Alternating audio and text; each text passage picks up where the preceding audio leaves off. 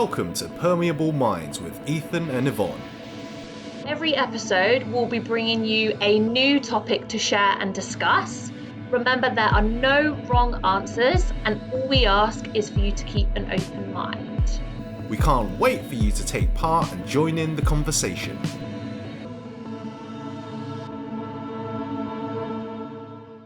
Alright everyone, welcome back to Permeable Minds. I'm Ethan. And I'm Yvonne.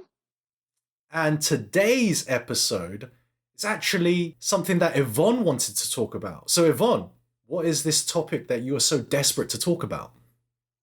So one of the things that really kind of gets me going, gets me pumped, gets me hyped, and I'm going to try not bleed the ears of our listeners in this episode because it is something I don't like the word passionate, but it is something I'm really passionate about, is TV. And this question that I've been kind of asking over the last only a couple of years, really, because I only really got into TV series, or I'd say decent TV series, since the pandemic. So if there's anything I'm grateful for, it's definitely since 2020, we've all been sitting on our asses, being able to stream and watch these TV shows, even some ones in the past that I'd never heard of and never discovered before. And I don't know if it's just me because I'm a little bit extra and I do get excited about like the smallest things, but the first time I realized that I got mega hyped over a TV show in the last, I want to say like at least 5, 7, 10 years was when Bridgerton came out. Oh my God. But not for the reasons well, okay, we all know why we're all watching Bridgerton, clearly for the plot. But it's not just because of that handsome young man, the Duke, as we all know, but also because it was the first time there was quite a lot of hubbub and quite a lot of noise. And I was able to share and chat about it as it was like streaming and as it was live. So I watched it quite soon after it got released. Okay, I see. And the last time that I remember feeling that way was actually when The Apprentice was at its peak. I don't know if you ever watched The Apprentice, Ethan? With Sir Alan Sugar? Of course. Oh, a new season's coming out, I think. It is out already. I'm already seeing the memes come out. It's great. I've watched The Apprentice. I've also watched The American Apprentice with Trump.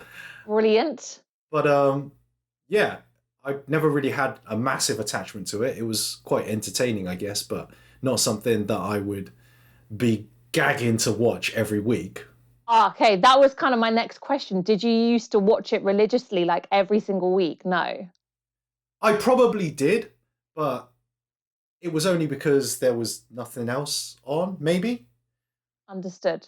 So for me, I remember this so vividly. I just remember I was like 14, 15, like year 9, year 10, and it used to be on every single Sunday. I used to remember waking up in the morning, jumping out of bed, so desperate to get to school, just so we could all talk about The Apprentice episode on the Monday morning. Wow, what a school. Right. I don't know, maybe we were just all like entrepreneurs in the making. I don't know. I haven't got my award-winning business idea just yet, but maybe coming, who knows?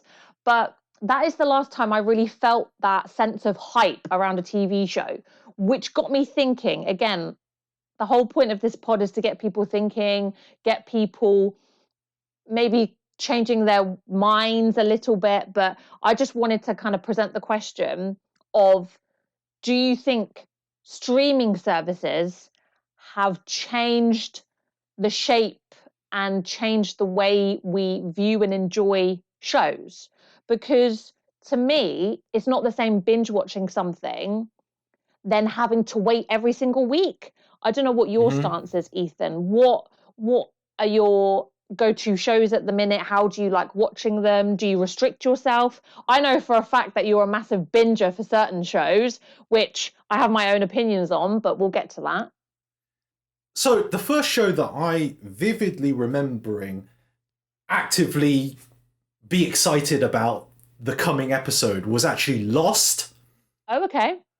Mostly because Lost was all full of twists and turns, and you never really knew what was going to happen. I don't actually think I finished Lost, which is hilarious. But yeah, Lost was definitely one thing I was always looking forward to. And I don't actually know what Lost is about. Give me a bit of a flavour, and maybe anybody else that's not familiar with it. Oh my god, Lost is convoluted as fuck. Simple terms for Yvonne. It's basically a group of people get stranded on a desert island, and they kind of want to find out what happens. But there's so much shit that happens and so much ridiculous stuff. You find out all sorts of. It's not what it seems, basically. But the general premise is everyone's stuck on an island. Okay. And stuff happens. Sci-fi related stuff happens as well. So it's not. It's there are things that are kind of outside the realms of what we would imagine to be possible now. So yeah, to be honest, I never really finished it at all. Probably just watched the first season Okay. and then kind of got lost, ironically. Ironically, I was literally thinking that the whole time. But personally, my stance on kind of this streaming landscape versus the more traditional model is that I am all for the streaming model, I would say. Okay. I mean, it doesn't surprise me, but I just don't like you saying it out loud. It really like hurts my core, but go on. I don't watch normal TV anymore. Yeah, I pay my TV license. I should be able to get BBC, ITV, and all that nonsense. I don't ever watch it. I watch everything from my computer. So it just fits my lifestyle more, I would say, rather than. I understand what you're talking about in terms of that kind of anticipation and then being able to catch up on something with friends the day after. But yeah, I don't know. Like, it's just not something that I would do anymore. Like, it doesn't affect me. Okay, so my first question is it important to you to do the whole let's catch up afterwards? Do you feel like if you're watching something and enjoying something, you need to discuss it with people? Yes. Almost 120% yes to that question, I would say. Okay. So then how does that then what about you and your wife, for example? Do you ever watch shows together and you have to wait for each other? Would you ever do that betrayal thing of watching something without her? Or would you have to watch it together? I think if we establish that we were watching this series together, then I would wait for her. Okay, fine.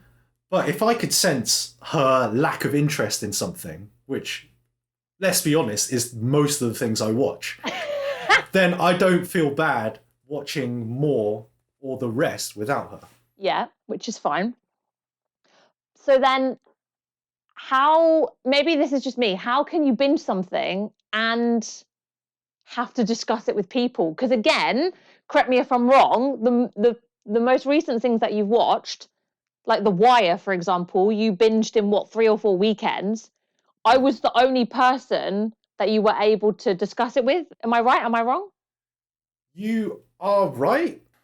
Yeah, I don't. Yeah, you were the only one I really discussed it with. Yeah, The Wire, for sure.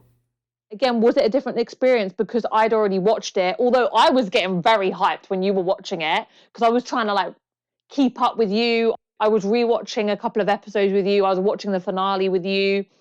So, how do you enjoy the binging, but then also need to talk about it with people? Explain that. So I don't think they're mutually exclusive. Oh, the whole time I asked that question, I was thinking of a Venn diagram, and I was thinking, what is the middle bit? You've hit the nail on the head. Go on. Yeah, I think you can easily binge something and still be able to have that post show hype talk with other people. Like, you're a perfect example of this. You've watched this show, you've seen it like quite a while ago. I'm just catching up. Yet we were still able to talk about it, be super hype. And if it was the other way around, which it has happened as well with True. Community, the other way around, I'm still hype as well, even though I've watched it ages ago and you're just catching up now. So I don't think it's that is an issue at all. Okay. if I watch something too quickly, I feel like, have you ever been on Stealth at Fort Park? What? Have you ever been on Stealth, the roller coaster? I I thought you were talking about a game at one point, but no, I've not been on Stealth at Fort Park. Do you know the roller coaster I'm talking about? I do not know, although I might recognize it if I saw a picture. Fine. So it's literally like the steepest roller coaster. It's got to be some sort of world record. When you're driving down the M3, you can see it. It's the only one that sticks up. It's like 250 Hmm. meters up in the air. Okay. And then it suddenly drops down, and the roller coaster lasts for a whole 9 seconds. Heard of it. Definitely heard of it. Yeah. So you queue up for 3 hours and it's over in 9 seconds. For me, I feel like that's what you did with The Wire. Okay. But did you feel that way watching it? Because you literally did it in like 3 or 4 weekends. Not really. So for me, I find that I have a really short attention span now. Something has to really grab my attention for me to continue consuming it. Mm-hmm.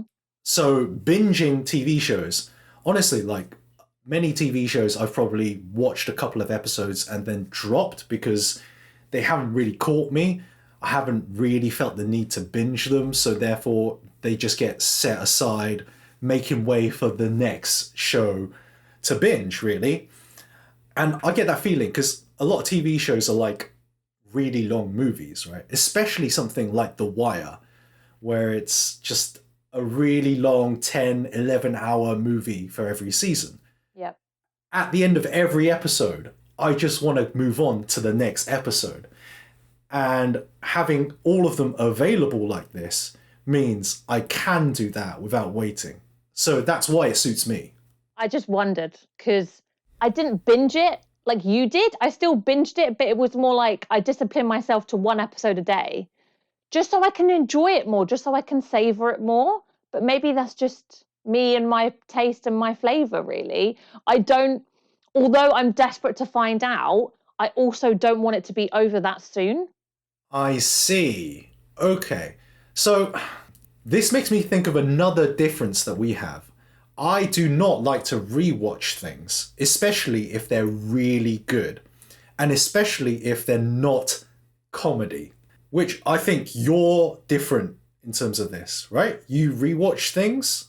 Yeah. So, I mean, there are certain classics that I will rewatch because they're so easy. They're very digestible. Like Community, I watched for the first time last year due to Ethan's recommendation. Friends, again, it's very digestible. You can pick it up. There's no consistent story. There is an overarching story, but you can still pick up any episode and pick up from where you left off. Each episode is its own episode. It's its own story. But and also like Gilmore Girls. So Gilmore Girls is again is an overarching story. You kind of need to know where you're going, but for me, Gilmore Girls is more of a comfort blanket. Like when I feel rubbish, just take me to the town in Gilmore Girls. It's called Stars Hollow. Just take me to Stars Hollow. That's kind of like my happy place. I also thought that Dean, the character who's played by Jared Padalecki, was like the love of my life at the time. So I was like, just take me there. That's kind of my happy place, my happy bubble, right? Wait, his name was Dean. His name was Dean, yeah. Oh, wow. Because he's in, like, you know this, he's in one of my favorite shows, Supernatural. Yeah. And he plays Sam, but his brother is called Dean. Oh! So that was pretty weird. That's opened a new realm.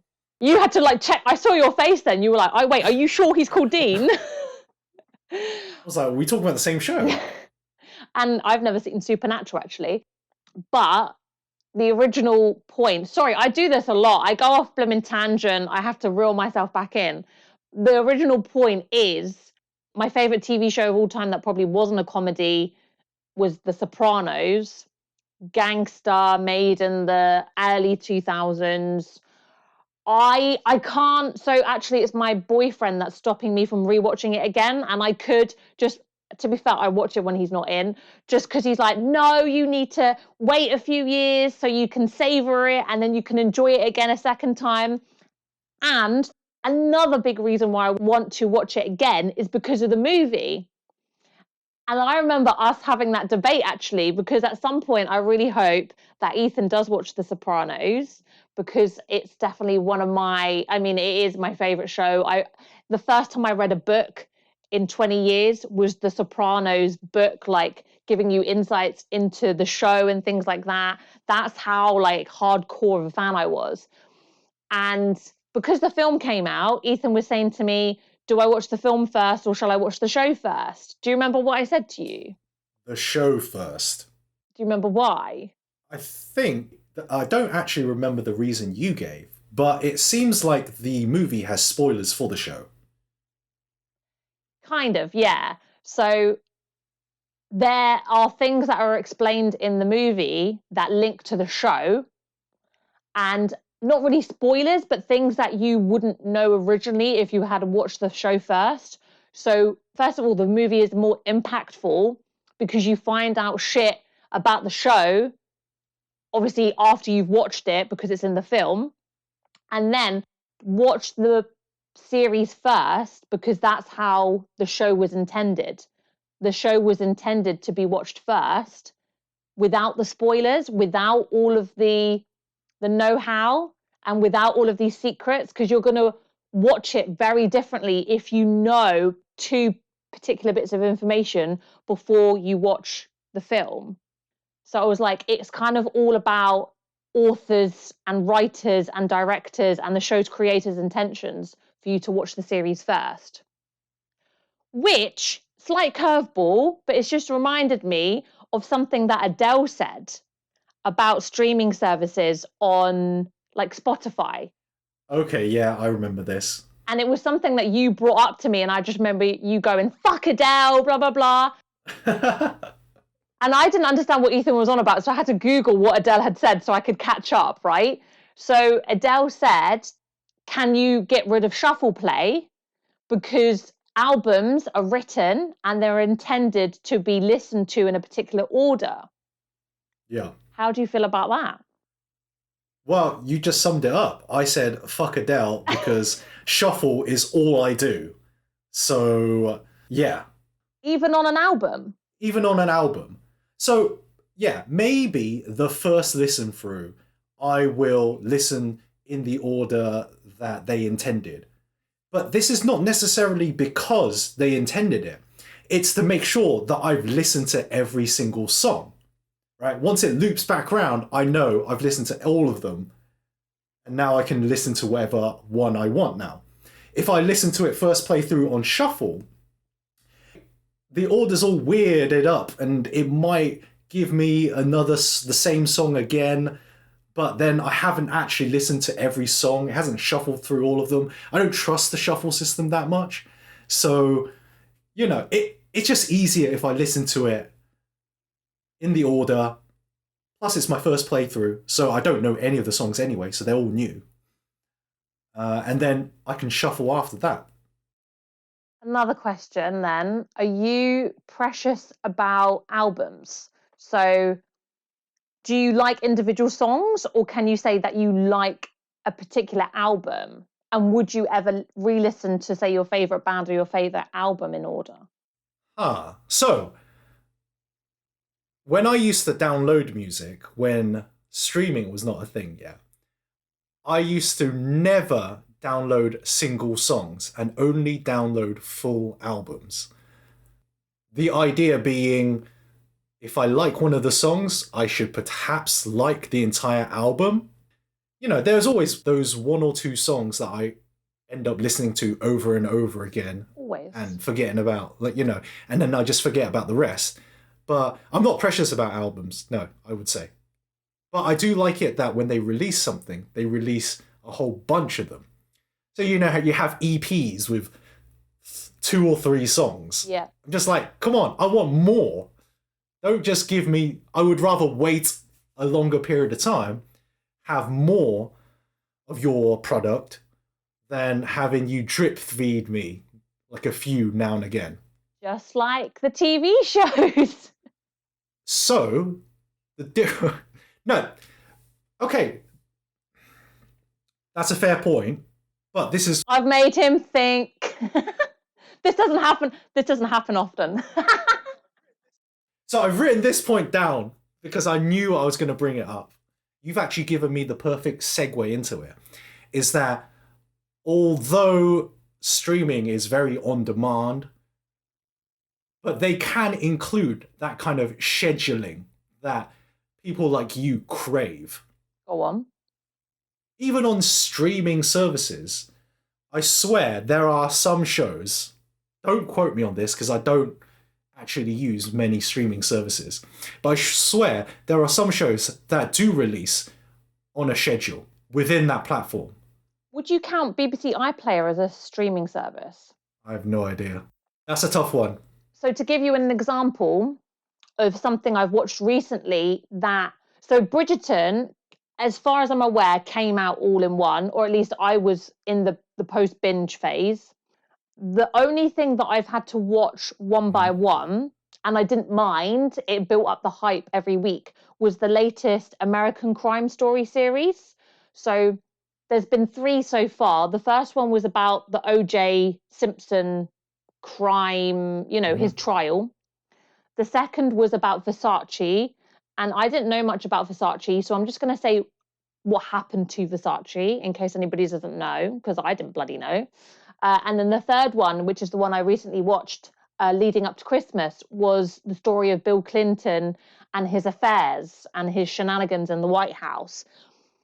And as far as I'm aware, we watched that through the BBC. Mm-hmm. So that came out once a week. So that meant I had to limit my viewings. There might be some, I'd be happy to kind of have a quick look, but there might be some that release one by one. But obviously, typically at the moment, particularly on things like Netflix and Amazon Prime, I believe they just release it all in one. Yeah, no, that's true. There probably isn't, to be honest, that many on those like the hardcore streaming sites. Not that kind of hardcore though. Yeah. We know what Ethan watches of an evening. But actually, I thought of a good, I guess, rebuttal to your music EP versus album thing. I would say that an artist releasing an EP full of maybe 1 or 2, 3 songs versus them releasing a full album is less like episodes coming out on regular TV and more like seasons of something. So an EP could be a shortened season of a particular show. I reckon that would be, for me anyway, a better comparison. I think, for me, I think the crux of the issue comes down to choice. I can pick how I watch a particular show. Yes, what you lose is that enforced social bonding that you have with shows on normal TV that have to come out at a certain period of time. But I value choice over that.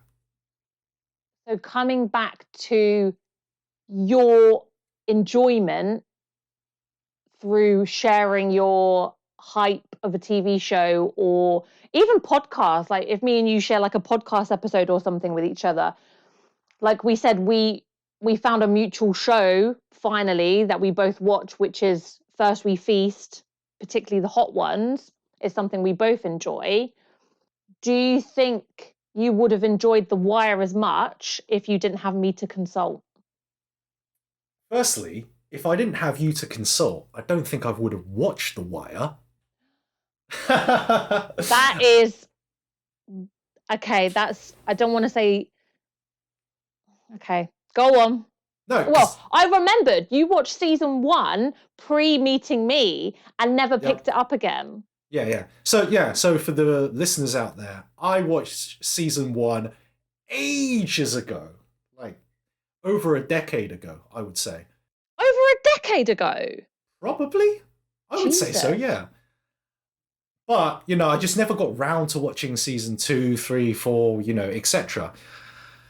And because there's so many shows that come out and so many like other things to watch, if Yvonne hadn't mentioned it, I probably wouldn't have watched it just because it wouldn't have ever come up. Okay, that's fair enough. And the same goes for Community. May have watched Community down the line, but I don't have an existing friendship circle that, you know, could have recommended it to me, even though there were so many people that have watched it but didn't actually recommend it to me. And there's a reason why we're no longer friends. Can I also just bring back a small point that may turn into a big point of, I actually agree with Adele to an extent. Oh, okay. Go on. So I completely believe in shuffle. I love having my liked songs on shuffle. I don't, you know, when I'm walking to work or when I'm in the shower, I don't want to listen to like an album.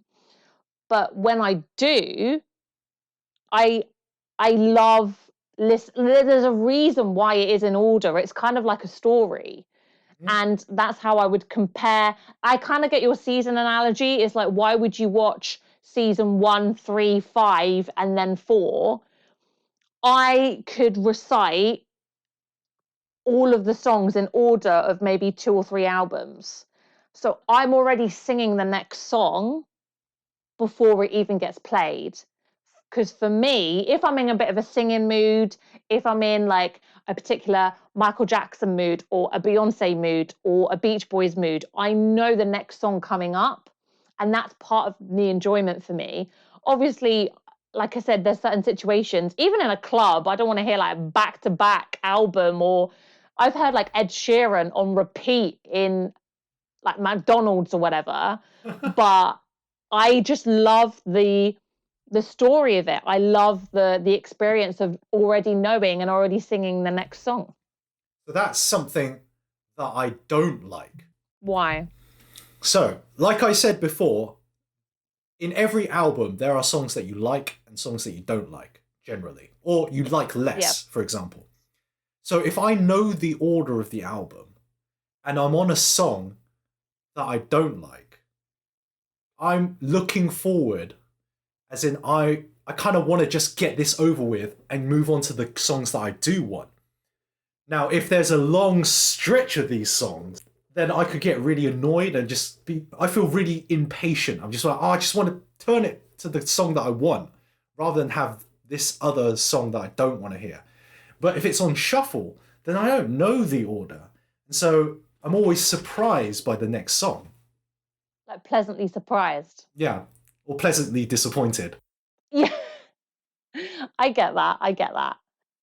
And like the other thing I just wanted to ask as well, in terms of getting into the nitty-gritty side of TV or films, something I'm pretty sure you also do the same, but maybe we just take it in slightly different avenues. As far as I'm aware, you like the post-analysis of a film or the post-analysis of a TV show. So as soon as I'm done with a TV show, like completely done, like it's not the same as, say, Better Call Saul or Succession. As soon as I'm going to be done by the end of both of these seasons, there's still, fingers crossed, another season to come. Mm-hmm. So there's not going to be many. Well, there might already be analyses, that's not a word, the plural of analysis out there. But I know, for example, Sopranos is done, The Wire is done, Mad Men and Breaking Bad are done. So I like looking at the running themes throughout them, what this person might mean, what this color might mean, etc. Do you also enjoy that side of things? Yeah. I think the last one that I was obsessed with was Westworld, season 1, not season 2, unfortunately. But yeah, I listened to loads of Westworld podcasts. After every episode that came out, I would listen to their breakdowns, theories, all sorts of nonsense. After every episode? Yeah, because it came out weekly. One by one. Yeah. And did you enjoy waiting one by one? Well, like I would have binged it if I could, but I couldn't. That's what I mean. Zero discipline. That's what I mean. It's choice, right? It's all about the choice. Yeah. Like if they say, yeah, we're only putting out one by one, there's nothing I can do about that. But I mean, I guess I do get burnt out on shows, believe it or not. So, if I watch too much, like if I watch. So the best example is Inside Number Nine. Oh yeah. Yeah, I like binged the first three seasons in not much time at all. And then I got halfway through the fourth season. I was kind of burnt out. I needed a break. Yeah. That's pretty heavy stuff though, right? Some of it. Yeah, plus I don't do well with horror and kind of tense stuff. So every show, like every episode I watched, I was very nervous and, you know, it was tense. That's something else we differ on. I love that shit. I love being scared. I love playing horror games. I love horror films. But even in the terms of, okay, do you like being tense in like a drama? For example, the amount of times I've said to you, I'm literally going to fall off my chair after a Succession episode is absolutely unreal. Yeah, no, that's fine. Yeah. It's just the horror. It's just the horror stuff, yeah. It is the horror stuff. Although, I've tried to practice watching horror. So there are things that I can do easily. But Inside Number Nine is a very good show. The tension that they create is ridiculous. Like for me, at least, I think it's a like masterful writing and acting. Because it's not really horror. There are a couple of episodes in a season that verge into horror, but it's always fucking tense. You never know what kind of twists and turns are going to be in that episode. So that's why. Also, it's not episodic. Sorry, it is episodic, but it's more anthology. So none of the stories really relate to each other. Yeah. So you can stop anytime. It's a story within itself. Yeah. To kind of sum up and to give the listeners the best view and kind of my mindset of where I'm at in terms of the hypest I can get with shows is actually recently at Christmas. So I went to see my boyfriend's parents, hadn't seen them for, 3-4 months. And so 3 households met up. Don't tell Boris though. So there was me and my boyfriend, there was his parents, and then his brother. So coming from 3 separate households. His parents had just finished season 1 of Succession. Me and my boyfriend had just finished season 2 of Succession. And then his brother had just finished season 3 of Succession, which is the end at the moment. So I just remember within the first 10 minutes of meeting in the kitchen, catching up, we were like, so what shows are you watching? And we were like, so where are you at with Succession? And when we all found out where we were in the TV series, we were all like, oh, how much can I say? Oh, remember that to his brother. Oh, can't say that in front of the parents. And then his brother was obviously just mogging us all. He was like, oh, I know everything. Fuck you all. That was kind of the hype. The hypest of the hype in terms of why I love collectively watching shows, just because you can wind people up, the lack of a spoiler, the amount of times you've like had to delete something from our chat, or we have a symbol in our chat now where we're like, right, I'm not going to say anything, I'm just going to send this symbol, and then we're not going to say anything else because it's going to be a spoiler. And I love it. Oh, on that note, do you like spoilers? I fucking hate spoilers. I can agree with you on that, my friend. There are so many people in my life, not you, of course, that just don't give a shit about spoilers and just drop them like all the time. Just without, not on purpose. They're not trying to be malicious or anything. It's just not something that they care about. Yep. I do remember a few years back, I was in a group chat with some friends. I left the group because someone dropped a spoiler and I was like, nah, mate, I ain't about this life. I'm gone. So I just left straight away. What was the spoiler? What was it on? Can you remember? I remember it was on some sort of, I think it was on a movie. It wasn't on a TV show or anything, but it was a movie. And I was like, nah, none of this. None of this. I appreciate that. I salute you on that. But I do want to ask something about, are you old enough to... Have you grown up with streaming services? I wasn't really like a big TV person though. So I only really got into it like I said, I was always that person that watched it once a week with my parents. I never watched like the beginning of Netflix. My boyfriend used to go to Blockbuster all the time. I never was a Blockbuster kid. Um, if that's kind of the route you're going down, but I think I love how you're like, were you old enough? I don't know because no idea anymore. Why have you? I guess you had to watch it the old-fashioned way as well, Yeah, I had to right? watch a lot of stuff the old-fashioned way. The thing is, like, this is my main, like, a big issue that I used to find back in the day is that they used to call it prime time because it was when most people watched TV. And so you found that most of the good shows were on at that time. Mm-hmm. Inevitably, you would have conflicts. So there would be times where I'd be like, oh, this channel's got this show, I really want to watch that. But this channel's got that show on at the same time. Which one do I watch? And that was always a massive headache. Like figuring out, do I like miss one out? And if I missed one, I didn't know when I was going to be able to watch that episode again. So there was no red button on the remote back in the day. We couldn't just press record and you go upstairs and watch TV on one channel. There was none of that. We still had. Okay. Does this give you context? I am old enough to remember dial-up. Fine. I mean, yeah, I guess. Does that give you some context? I guess, yeah. I mean, dial-up was a headache, yeah. Definitely not streaming on dial-up, I tell you that. Definitely not. But yeah, I can, but that's the thing. I forgot what it was like when there was a TV clash. The fact that you just said that brought me right back to when I was like 8 years old, like 20 years ago. That's how long ago it was that there was that clash in the household. And usually it was me and mum versus dad or me and dad versus mum. And it's like, which one do we, throw around? So yeah, you're so right. That's actually put me right back. Like, what a flashback that is. Jesus.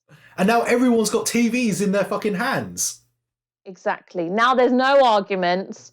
Maybe streaming services have actually mellowed out and solved a lot of family disputes across the world. Who knows? Yeah, I mean, in that way, yeah. But streaming services have kind of taken over TV channels in terms of, well, which one do I get now? Do I get, Disney Plus and have all the Disney stuff and the Marvel stuff? But then I'm missing out on all the Netflix specials and all that stuff. And then you've got Amazon. Like, which one do you get? Do you get them all? Then you're spending a lot. So, Ethan, going back to your point of liking choice, do you then think there's too much choice at the moment then in terms of, because you can't have them all. You can't. It's not like blaming Pokemon, bloody catching them all. You've got to choose one because I ain't spending all that money. Let's not brush over this Pokemon reference that you suddenly dropped in the middle of the episode. I'm old enough to remember Pokemon as well. OG Pokemon. We can save that for another episode. Yeah, there is a lot of choice. And I think a lot of people suffer from choice paralysis nowadays, right? Too much choice. But if we're talking about extremes, I would rather too much choice than no choice. Can you let me know what's the next show that you're going to watch? She's looking at me like she wants me to say Succession. And saying it on the pod will cement this as the thing I have to watch next. Which, spoilers, I've not watched a single episode of Succession. And it makes me cry myself to sleep every night. But yeah, it probably will be Succession. Oh! Guys, we've got to keep him accountable to this now. What are you watching currently? Hey, nothing. Like, I literally am watching nothing. I'm just kind of mentally preparing myself for Succession, I think. So basically, when I'm done with it, you're going to start. Yeah, I mean, you're done in like a couple of days, aren't you? Yeah. Yeah, so, yeah. I mean, I've already got Succession ready. Spoiler alert, I do not use any streaming services. And let's leave it as that. Yeah, we'll leave it at that. But you've also had Squid Game and Breaking Bad downloaded since day dot. I mean, yeah, I've got those two locked and loaded as well. And to be honest, it was a toss-up between Succession, mainly because you keep fucking harassing me about it, Yeah. and Squid Game, because it is one season, possibly shorter, You could do it in a weekend. You could. and then season two's been announced. So, I want to get ahead of that now that I know. The only issue is Squid Game being in Korean means I have to concentrate extra hard when watching it. You've got to be in the mood. Yeah, and I am the kind of person to kind of multitask. Maybe not for like serious shows, but the extra added layer of a different language definitely puts my mental faculties at its limits. Well, I look forward to when you join me on these hypes, Ethan, whenever that may be. Hopefully by the end of the year. I'll catch up once you've watched season 6. Brilliant. But yeah, all of you guys listening should let us know what you're going to be watching or are watching, and whether you're a binger or a spacer outer. Is that the terminology nowadays? Disciplined, I would say. Discipline. Oh, I mean, that's the positive spin on that. But yeah, let us know. Do you like to binge? Do you like to take your time? Do you like to revisit and rewatch shows? I will never watch The Wire ever again. But, there's people out there who love a show and can watch it over and over again without really affecting them. So yeah, contact us through the normal channels. Twitter, Facebook, Instagram, email.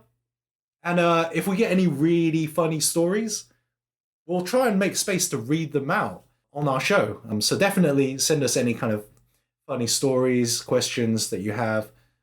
And yeah, we look forward to hearing from you. Can I also add a very mini question to finish? I want to hear people's opinions on Breaking Bad, because for me, it's like the hypest of the hype. And I'm a little bit worried about you. You said you might drop off after a couple of episodes. Apparently, it's like Marmite.